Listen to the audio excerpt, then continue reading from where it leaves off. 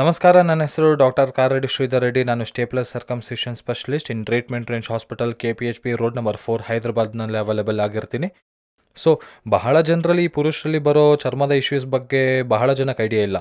ಇವತ್ತು ನಾವು ಈ ವಿಡಿಯೋನಲ್ಲಿ ಬ್ರೀಫಾಗಿ ತಿಳ್ಕೊಳ್ಳೋಣ.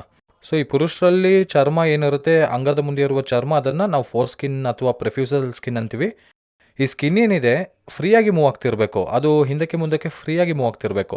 ಆಗ ನಮಗೆ ಇಂಟರ್ಕೋರ್ಸ್ ಮಾಡುವಾಗ ಯಾವುದೇ ರೀತಿಯಾಗಿ ಪೇಯ್ನ್ ಬರಲ್ಲ, ಯಾವುದೇ ರೀತಿ ಬ್ಲೀಡಿಂಗ್ ಇರಲ್ಲ, ಅದರಿಂದ ಅಂಗಸ್ತಂಭನ ಕೂಡ ಚೆನ್ನಾಗಿರುತ್ತೆ. ಆದರೆ ಬಹಳ ಜನಕ್ಕೆ ಏನಾಗುತ್ತೆ ಅಂದರೆ ಆ ಅಂಗದ ಒಂದು ಮುಂದಿನ ಚರ್ಮ ಟೈಟಾಗಿ ಮೂವ್ ಆಗುತ್ತೆ. ತುಂಬ ಜನ ಇದನ್ನು ನೋಟಿಸ್ ಮಾಡಿರಲ್ಲ. ಇದು ಆ್ಯಕ್ಚುಲಿ ಚಿಕ್ಕ ವಯಸ್ಸಿನಲ್ಲಿ ಸ್ಟಾರ್ಟ್ ಆಗ್ತಿರುತ್ತೆ, ಹುಟ್ಟಿದಾಗಲೇ ಸ್ಟಾರ್ಟ್ ಆಗಿರುತ್ತೆ. ನಮಗೆ ಈ ಅಟ್ಯಾಚ್ಮೆಂಟ್ನ ಬ್ರೇಕ್ ಮಾಡ್ತಾ ನಾವು ಡೈಲಿ ಸ್ನಾನ ಮಾಡುವಾಗ ಗ್ರ್ಯಾಂಡ್ ಪೇರೆಂಟ್ಸ್ ಆಗಿರ್ಬೋದು, ಪೇರೆಂಟ್ಸ್ ಆಗಿರ್ಬೋದು, ಹಿಂದಕ್ಕೆ ಎಳೆದು ಸ್ನಾನ ಮಾಡಿಸ್ಬೇಕು. ಯಾವಾಗ ಅವರು ಮಾಡೋದಕ್ಕೆ ಫೇಲ್ಯೂರ್ ಆಗ್ತಾರೋ, ಯಾವಾಗ ಮಾಡೋದಕ್ಕೆ ನೆಗ್ಲೆಕ್ಟ್ ಮಾಡ್ತಾರೋ, ಅದು ಏಜ್ ಬೆಳೆಯೋ ಹೊತ್ತಿಗೆ ಆ ಅಟ್ಯಾಚ್ಮೆಂಟ್ ಹಾಗೇ ಇದ್ದುಬಿಡುತ್ತೆ. ಸ್ಲೋ ಆಗಿ ಹಿಂದಕ್ಕೆ ಬರದೇ ಇರೋದಾಗಿರ್ಬೋದು. ಇದರಿಂದ ಏನಾಗುತ್ತೆ ಅಂದರೆ ನಾಳೆ ಫ್ಯೂಚರ್ ಡೇಸ್ನಲ್ಲಿ ಹುಡುಗ ಒಂದು 14 ಇಯರ್ಸ್ಗೆ ಬರೋ ಒಳಗೆ ಅವನಿಗೆ ಹಿಂದಕ್ಕೆ ಎಳೆಯೋದಕ್ಕೆ ಚರ್ಮ ಹಿಂದಕ್ಕೆ ಬರಲಿಲ್ಲ ಅಂದರೆ ಕ್ಲೀನ್ ಮಾಡ್ಕೊಳ್ಳೋದಕ್ಕೆ ತೊಂದರೆ ಆಗುತ್ತೆ. ಅಷ್ಟೇ ಅಲ್ಲದೆ ಸರ್ಟೆನ್ ಏಜ್ ಗ್ರೂಪ್ಗೆ ಬಂದಾಗ, ಒಂದು 21-22 ಇಯರ್ಸ್ ಬಂದಾಗ ಇಂಟರ್ಕೋರ್ಸ್ ಮಾಡುವಾಗ ವೆರಿ ಪೇಯ್ನ್ಫುಲ್ ಇಂಟರ್ಕೋರ್ಸ್ ಮಾಡಬೇಕಾಗುತ್ತೆ. ಇದರಿಂದ ಎರೆಕ್ಟೈಲ್ ಡಿಸ್ಫಂಕ್ಷನ್ ಆಗೋ ಚಾನ್ಸಸ್ ಇರುತ್ತೆ. ಅಷ್ಟೇ ಅಲ್ಲದೆ ಕೆಲವರಿಗೆ ಬ್ಲೀಡಿಂಗ್ ಬರೋ ಚಾನ್ಸಸ್ ಕೂಡ ಇರುತ್ತೆ. ಕೆಲವರಿಗೆ ಪೇಯ್ನ್ಫುಲ್ ಇಂಟರ್ಕೋರ್ಸ್ ಆಗ್ತಿರುತ್ತೆ. ಇದರಿಂದ ಅಂಗಸ್ತಂಭನದ ಲೋಪಗಳೆಲ್ಲ ಸ್ಟಾರ್ಟ್ ಆಗ್ಬೋದು, ಡಿಪ್ರೆಷನ್ಗೆ ಗುರಿ ಆಗ್ತಾರೆ. ಹಾಗಾಗಿ ಇದೆಲ್ಲದಕ್ಕೂ ಮುಖ್ಯ ಕಾರಣ ಏನು ಅನ್ನೋದಾದರೆ, ಪುರುಷರಲ್ಲಿ ಮೇಯ್ನಾಗಿ ಡಯಾಬಿಟಿಸ್ ಅಥವಾ ಈ ಶುಗರ್ ಬರೋದು ಮೇಯ್ನ್ ಥಿಂಗ್ ಎಲ್ಲದಕ್ಕೂ ಕಾರಣ ಆಗಿರುತ್ತೆ.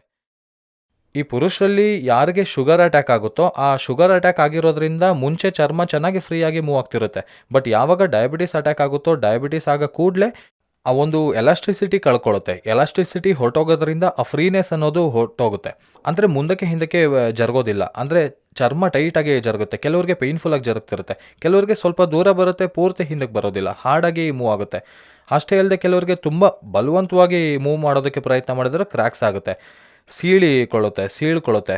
ಇವೆಲ್ಲ ಕಾಣಿಸ್ತಿರುತ್ತೆ, ಪೇಯ್ನ್ಫುಲ್ ಆಗ್ತಿರುತ್ತೆ, ವಿಪರೀತವಾದ ಪೇಯ್ನ್ ಇರುತ್ತೆ. ಆ ಏರಿಯಾನ ನಾವು ಸರಿಯಾಗಿ ಗಮನಿಸಿದ್ರೆ ಸ್ವಲ್ಪ ಕಲರ್ ಚೇಂಜ್ ಆಗ್ತಿರುತ್ತೆ, ರೆಡ್ಡಿಶ್ ಆಗ್ತಿರೋದು, ಹಾಳಾಗೋಗೋದು ನೋಡ್ತಿರ್ತೀವಿ. ಹೀಗೆ ಇದ್ದು ಸರಿಯಾಗಿ ಕ್ಲೀನ್ ಮಾಡ್ಕೊಳ್ಳಿಲ್ಲ ಅಂದರೆ ಒಳಗೆ ಇರೋ ಸ್ಮೆಗ್ಮಾ ಏನಿರುತ್ತೆ, ನಮಗೆ ಚರ್ಮದ ಮೇಲೆ ಹೇಗೆ ನಮಗೆ ಬೆವರು ಬರುತ್ತೋ ಹಾಗೆ ಒಳಗೆ ಸ್ಮೆಗ್ಮಾ ಅನ್ನೋದು ಒಂದು ಬಿಳಿ ದ್ರವ್ಯ ಫಾರ್ಮ್ ಆಗುತ್ತೆ. ಅದನ್ನು ನಾವು ಪ್ರತಿದಿನ ಕ್ಲೀನ್ ಮಾಡ್ಕೊಳ್ಳಿಲ್ಲ ಅಂದರೆ ಅದು ಮೆಲ್ಲಗೆ ಜಿಗಿಟ್ಟು ರೀತಿ ಹೊರಗೆ ಬರೋದು, ಫೌಲ್ ಸ್ಮೆಲ್ ಬರೋದು, ಒಂದು ರೀತಿಯಾದ ವಾಸನೆ ಬರೋದು, ನವೆ ಆಗೋಗೋದು, ಈ ಥರದ್ದೆಲ್ಲ ನೋಡ್ತಿರ್ತೀವಿ. ಇದನ್ನೇ ನಾವು ಬೆಲೆನಿಟೀಸ್ ಅಂತೀವಿ. ಈ ಬೆಲೆನಿಟೀಸ್ ಅಂದರೆ ಏನಂದರೆ ಈ ಸ್ಕಿನ್ದು ಒಂದು ಲಕ್ಷಣ. ಈ ಫೋರ್ ಸ್ಕಿನ್ನ ಒಂದು ಲಕ್ಷಣ ಏನಿರುತ್ತೆ, ಅದು ನಾವು ಹೇಳ್ದಂಗೆ ಕಲರ್ ಬದಲಾಗೋಗೋದು, ಸಿಗಾಕೊಳ್ಳೋದು, ಕೆಂಪಗಾಗೋಗೋದು, ಇವೆಲ್ಲ ಲಕ್ಷಣಗಳು ನೋಡಿದ ನಂತರ ನಾವು ಅದನ್ನು ಬೆಲೆನಿಟೀಸ್ ಅಂತೀವಿ. ಈ ಬೆಲೆನಿಟೀಸ್ನ ನಾವು ಹಾಗೆ ಬಿಟ್ಬಿಟ್ರೆ ಏನಾಗುತ್ತೆ ಅಂದರೆ, ಸ್ಲೋ ಆಗಿ ಬೆಲೆನಿಟೀಸ್ ಅನ್ನೋದು ಅಂಗಕ್ಕೆ ಕೂಡ ಅಟ್ಯಾಚ್ ಆಗೋಗೋಕ್ಕೆ ಸ್ಟಾರ್ಟ್ ಆಗುತ್ತೆ. ಆ ಅಟ್ಯಾಚ್ಮೆಂಟ್ ಆಗುತ್ತೆ ಅಂದರೆ ಆ ಸ್ಕಿನ್ ಅನ್ನೋದು ಸ್ಲೋ ಆಗಿ ಅಂಗದ ಒಂದು ಚರ್ಮಕ್ಕೆ ಅಂಟ್ಕೊಂಡು, ಚರ್ಮದಿಂದ ಅಂಗಕ್ಕೆ ಒಂದು ಮೇನ್ ಪಾರ್ಟ್ನ ಕೂಡ ಅಂಟ್ಕೊಳ್ಳುತ್ತೆ. ಅದನ್ನು ಗ್ಲ್ಯಾನ್ಸ್ ಅಂತೀವಿ ನಾವು. ಆ ಗ್ಲ್ಯಾನ್ಸ್ ಕೂಡ ಅಂಟ್ಕೊಳ್ಳುತ್ತೆ. ಹಾಗಾಗಿ ಇದನ್ನು ಬೆಲೆನೋಪಾಸಿಟಿಸ್ ಅಂತೀವಿ. ಹೀಗೆ ಬೆಲೆನೋಪಾಸಿಟಿಸ್ ಇದ್ದರೆ ಸರ್ಜರಿ ಟಫ್ ಆಗುತ್ತೆ. ಹಾಗಾಗಿ ಯಾರಿಗಾದರೂ ಡಯಾಬಿಟಿಸ್ ಇದ್ದರೆ, ಈಗ ಲೇಟೆಸ್ಟ್ ಪ್ರೋಟೋಕಾಲ್ ಏನಂದರೆ, ಪುರುಷರಿಗೆ ಡಯಾಬಿಟಿಸ್ ಬಂದಿದೆ ಅಂದರೆ ಇಮಿಡಿಯೇಟಾಗಿ ಅವರು ಸರ್ಕಮ್ಸಿಷನ್ ಮಾಡಿಸ್ಕೋಬೇಕಾಗುತ್ತೆ. ಅದರಿಂದ ಈ ಕಾಂಪ್ಲಿಕೇಶನ್ಸ್ನ ನಾವು ಅವಾಯ್ಡ್ ಮಾಡ್ಕೋಬೋದು. ಸೊ ಸರ್ಜರಿ ಆಪ್ಷನ್ಸ್ ಏನಿರುತ್ತೆ, ಜೊತೆಗೆ ಮೆಡಿಕಲ್ನಲ್ಲಿ ಏನಾದರೂ ಆಪ್ಷನ್ಸ್ ಇದೆಯಾ ಅಂದರೆ, ಯಾವುದಾದ್ರೂ ಔಷಧಿಗಳಿದೆಯಾ, ಜಸ್ಟ್ ಶಾರ್ಟ್ ಟರ್ಮ್ಗೆ ಉಪಯೋಗಕ್ಕೆ ಬರುತ್ತೆ.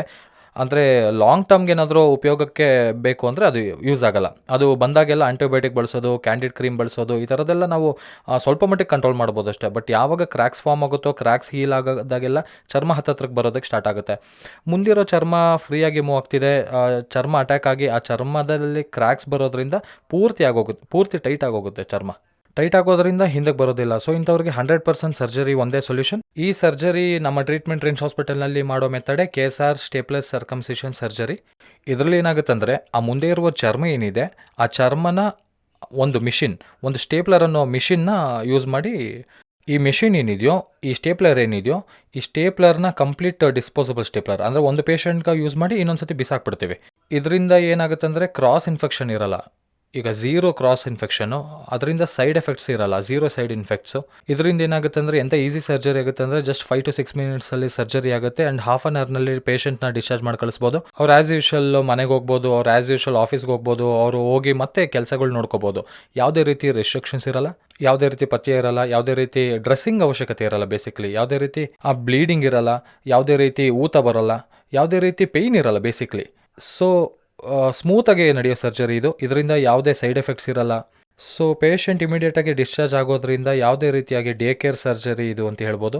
ಸೊ ಇದರಲ್ಲಿ ನಾವು ಯಾವುದನ್ನು ಮಾಡಬಾರ್ದು ಅನ್ನೋ ಕೆಲಸಗಳೇನೆಂದರೆ, ಇದರಲ್ಲಿ 2 ಕೆಲಸಗಳು ಮಾಡಬಾರ್ದು. ಒಂದು, ಅಂಗಸ್ತಂಭನ ಆಗದೇ ಇರೋ ಹಾಗೆ ನೋಡ್ಕೋಬೇಕು. ಅರ್ಲಿ ಮಾರ್ನಿಂಗ್ ಎರೆಕ್ಷನ್ಸ್ನ ಅವಾಯ್ಡ್ ಮಾಡಬೇಕಾಗತ್ತೆ. ಬೆಳಗ್ಗೆ ಅರ್ಲಿ ಮಾರ್ನಿಂಗ್ ಬೇಗ ಎದ್ದು ಆ ಕಡೆ ಈ ಕಡೆ ಓಡಾಡಬೇಕಾಗತ್ತೆ. ಆ್ಯಂಡ್ ಮುಖ್ಯವಾಗಿ 2ನೇ ವಿಷಯ ಏನಂದರೆ, ಯಾವುದೇ ಪರಿಸ್ಥಿತಿಯಲ್ಲೂ ಇಂಟರ್ಕೋರ್ಸ್ ಮಾಡಬಾರ್ದು. 1 ಮಂತ್ವರೆಗೂ ಯಾವುದೇ ಕಾರಣಕ್ಕೂ ಇಂಟರ್ಕೋರ್ಸ್ ಮಾಡಬಾರ್ದು. ಸೊ ಅಂಗಸ್ತಂಭನ ಒಂದು 2 ವೀಕ್ಸ್ವರೆಗೂ ಅವಾಯ್ಡ್ ಮಾಡಬೇಕು, ಇಂಟರ್ಕೋರ್ಸ್ 1 ಮಂತ್ವರೆಗೂ ಅವಾಯ್ಡ್ ಮಾಡಬೇಕು. ಆ್ಯಂಡ್ ಎಷ್ಟು ಕ್ಲೀನಾಗೆ ನಾವು ಕ್ಲೀನ್ ಮಾಡ್ಕೊಳ್ತೀವಿ, ಚರ್ಮನ ಹಿಂದೆ ಕೆಳೆದು ಎಷ್ಟು ಕ್ಲೀನಾಗೆ ನಾವು ಮಾಡ್ಕೊಳ್ತೀವೋ, ಆ ಪಿನ್ಸ್ ಮೇಲೆ, ಆ ಸಿಲಿಕಾನ್ ರಿಂಗ್ ಮೇಲೆ ಆ ಸೋಪ್ ನೀರಲ್ಲಿ, ನಾರ್ಮಲ್ ಸೋಪ್ ನೀರಲ್ಲಿ ಉಜ್ಜಿ ತೊಳೆಯೋದ್ರಿಂದ ಆ ಏರಿಯಾನಲ್ಲಿ ಫಾರ್ಮ್ ಆಗಿರೋ ಡರ್ಟ್ ಆಗಲಿ ಬೇರೆ ಏನು ಇಂಪ್ಯೂರಿಟೀಸ್ನೆಲ್ಲ ನಾವು ತೆಗೆದೇ ಕ್ಲೀನ್ ಮಾಡ್ಕೋಬೋದು. ಇದರಿಂದ ಹೀಲಿಂಗ್ ಫಾಸ್ಟ್ ಆಗಿರುತ್ತೆ. ಆ್ಯಂಡ್ 10 to 14 ಡೇಸ್ನಲ್ಲಿ ಸಿಲಿಕಾನ್ ರಿಂಗ್ ಬಿದ್ದೋಗುತ್ತೆ. ಸಿಲಿಕಾನ್ ರಿಂಗ್ ಬಿದ್ದೋಗೋದ್ರಿಂದ ಆ ಪಿನ್ಸ್ ಕೂಡ ಬಿದ್ದೋಗುತ್ತೆ. Advantage in case of stapler ಏನಂದರೆ, ಆ ಪಿನ್ಸ್ ಅನ್ನೋದು ಡೈರೆಕ್ಟ್ ಚರ್ಮಕ್ಕೆ ಅಟ್ಯಾಚ್ ಆಗಿರಲ್ಲ. ಅದ್ರ ಮಧ್ಯದಲ್ಲಿ ಸಿಲಿಕಾನ್ ರಿಂಗ್ ಇರುತ್ತೆ. ಅಂದರೆ ಪಿನ್ಸ್ಗೂ ಚರ್ಮಕ್ಕೂ ಮಧ್ಯದಲ್ಲಿ ಒಂದು ಸಿಲಿಕಾನ್ ರಿಂಗ್ ಇರುತ್ತೆ.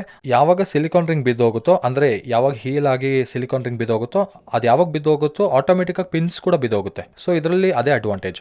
ಇದರಿಂದ ಯಾವುದೇ ರೀತಿ ಪೇಯ್ನ್ ಇರಲ್ಲ, ಯಾಕಂದರೆ ಆಟೋಮೆಟಿಕ್ಕಾಗಿ ಅದೇ ಬಿದ್ದೋಗುತ್ತೆ. ಸೊ ಮತ್ತೆ ಡಾಕ್ಟರ್ ಹತ್ರ ಹೋಗಿ ಎಕ್ಸ್ಟ್ರಾ ಡ್ರೆಸ್ಸಿಂಗ್ಸ್ ಆಗಲಿ, ಯಾವ್ದಾದ್ರು ಸ್ಯೂಚರ್ ರಿಮೂವಲ್ ಆಗಲಿ, ಆ ಪಿನ್ಸ್ ರಿಮೂವಲ್ ಆಗಲಿ ಕೇಳೋ ಅವಶ್ಯಕತೆನೇ ಬರಲ್ಲ. ಇದು ನಾನು ಹೇಳಿರೋ ಈ ಲಕ್ಷಣಗಳು ಯಾರಲ್ಲಾದರೂ ಇದೆ ಅಂದರೆ, ಇದು ಬೆಲೆನಿಟಿಸ್ ಆಗಲಿ ಬೆಲೆನೋಪಾಸಿಟಿಸ್ ಆಗಲಿ ಬಂದಿದೆ ಅಂತ ಅರ್ಥ.